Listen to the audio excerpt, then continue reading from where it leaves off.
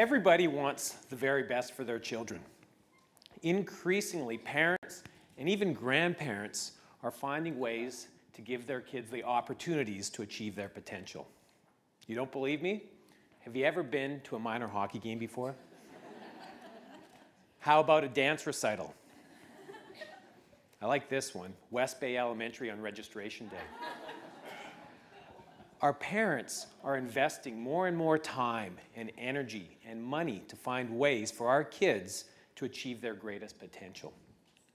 There are some people that think that that's wrong, that we're actually costing our kids their childhood, that we're creating a generation of self-centered, entitled kids.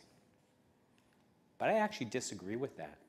I think what's happening is there's an inner desire in all of us to achieve our potential, and our parents are starting to find ways for their kids to have those same opportunities. Now, don't get me wrong. There is the absolute opportunity or chance that we might be doing things for the wrong reasons. When we start to be competitive, when we start to try to be the best instead of our best, we can create anxiety and stress in our children. But if we do it right, I actually think it's an inner peace in all of us. I go back to my university days and I think of Maslow's hierarchy of needs. The highest level that he talks about when all of our other needs are filled is that need to be self-actualized. That's the highest level of creativity and problem solving. And so I wonder what role our schools are playing right now. And I actually think we're doing a really good job on the whole Maslow's hierarchy piece. If you think about it, it's actually a blueprint of everything that we've been doing in our schools over the past 20 years. The bottom level of the hierarchy is our physical needs, food and shelter and clothing.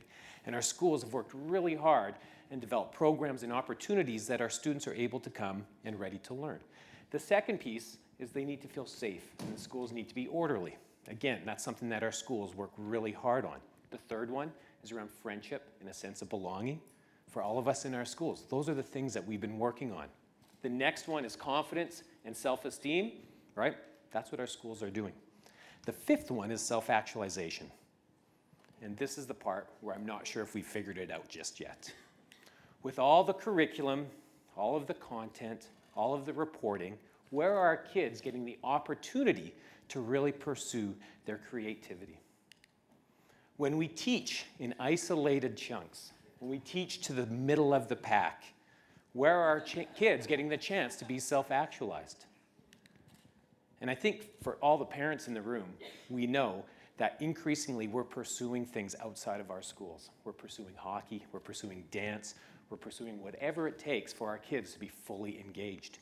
And it really makes me wonder what's the future role of our schools and how they will be relevant moving forward. And so I wanted to introduce you to my grandson. This is Jackson.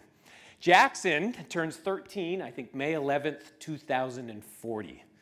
He's a great kid. He loves hockey, he loves football, he's a good guitar player, he's a great learner as well. And what's really great about Jackson is that he spends some time with his grandfather. I've been retired for a few years now. I used to be the superintendent of West Vancouver.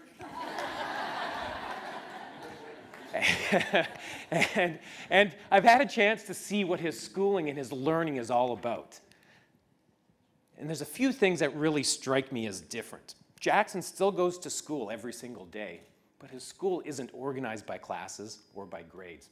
It's somehow organized around Jackson. And there's like 700 kids at his school, and each and every one of them have their own individual learning plan that helps guide what he's going to do on that day and on that week and on that month. And it's really kind of interesting to see them work with the teachers and work in small groups, knowing that every single one of them is working on what's right for them at any given time. Right now, he's designing a bridge to Bowen Island. 2040, that's a big topic.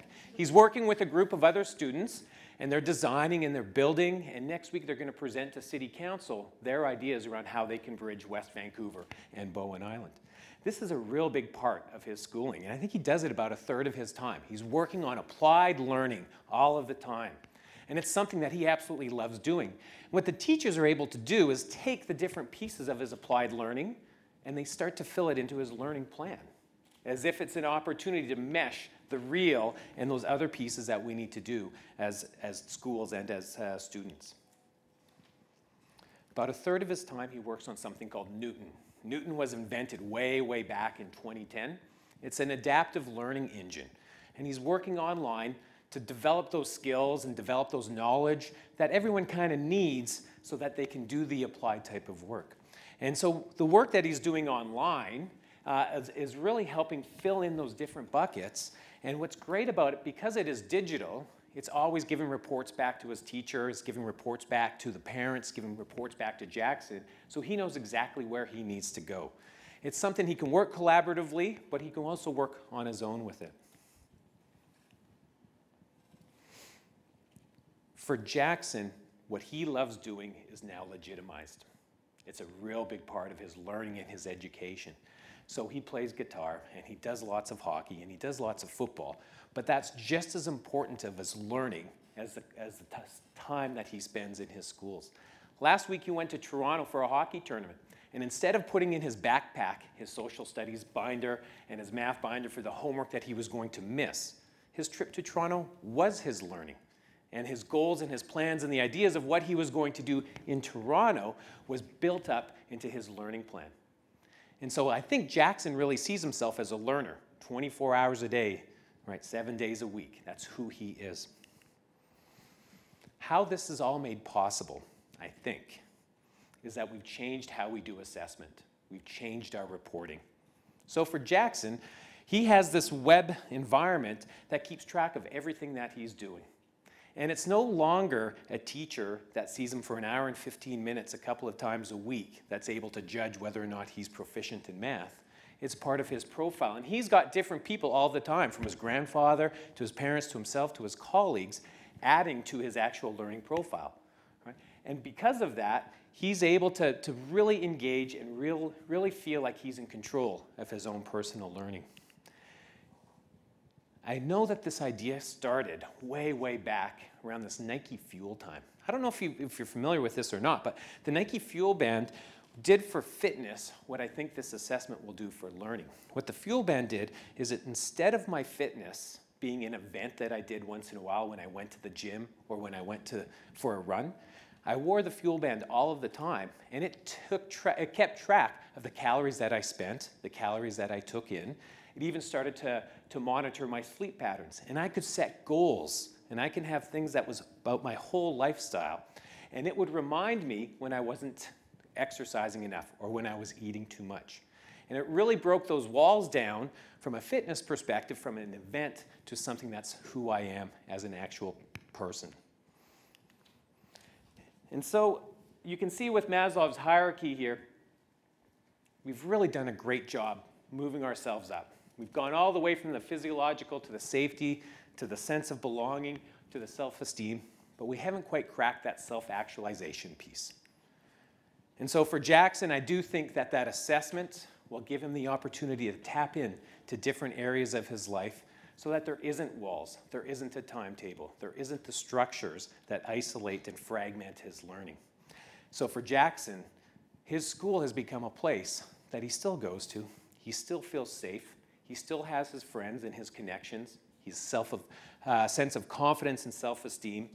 But his school is now an integral part of him achieving his self-actualization and his full potential.